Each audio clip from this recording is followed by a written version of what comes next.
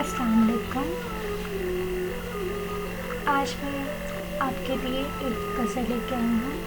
उम्मीद है कि आपको पसंद आएगी।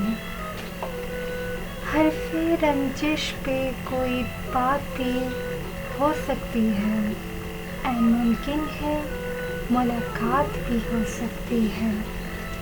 ज़िंदगी पर फूल हैं, खुशबू है, मगर याद रहे ज़िंदगी गर्दिशे हालात भी हो सकती है। हमने ये सोच के रखा था कदम गुलशन में, हमने ये सोच के रखा था कदम गुलशन में, लालो गुल में तेरी साथ भी हो सकती है। चाल चलते हुए शतरंज के बाजी के असूल भूल जाओगे तो फिर मात भी हो सकती है।